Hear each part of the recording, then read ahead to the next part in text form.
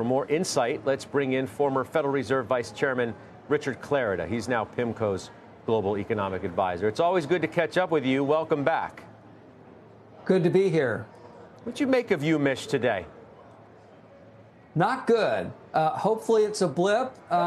Look at a number like that and you're thinking it's probably an aberration, but my goodness, not good if it were to continue for sure. What do you think the Fed's big takeaway? Do you think they were as startled as you appear to be? Well, I think they would certainly, a line, 1 point does not make a line. And so I think there's time to look at additional data. But certainly, Scott, if we were to get a run of these, it would be quite concerning, I think, to the Fed.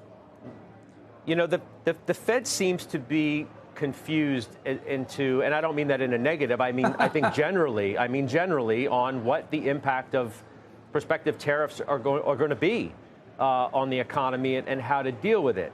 Now, I thought it was very interesting, Mr. Clarida, the commentary from Austin Goolsbee, the Chicago Fed president, this week, where he talked about learning lessons from the pandemic about supply side disruptions causing inflation, not just a demand issue. It almost flies in the face, if you will, of conventional economics, the way that all of you were raised to believe. More demand creates more inflation. Demand gets out of control, inflation goes up. Yeah. The pandemic proved otherwise, that it was a mostly supply chain disruptive impact on the inflation picture. Do you think that that's what they're getting at, that they are so mindful now on the impact of cutting off supply chains and what the impact of inflation could be as a result?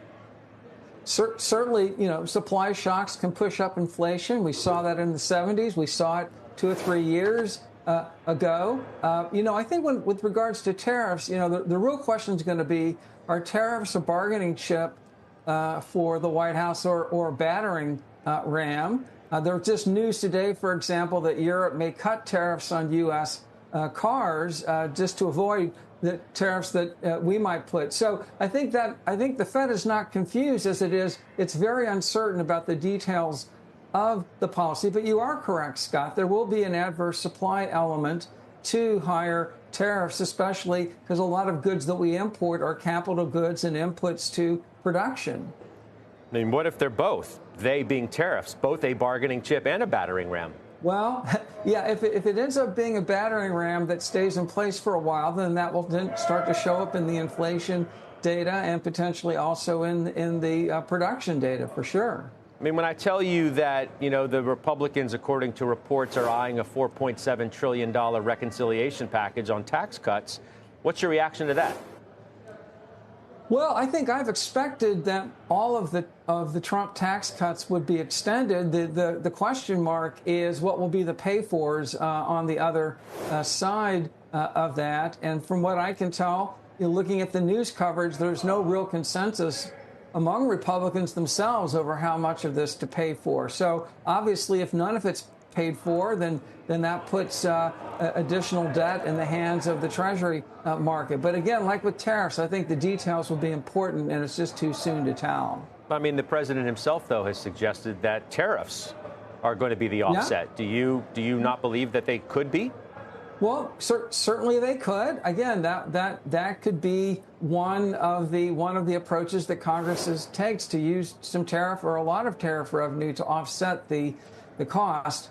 So again, that's an additional source of uncertainty that you pointed to.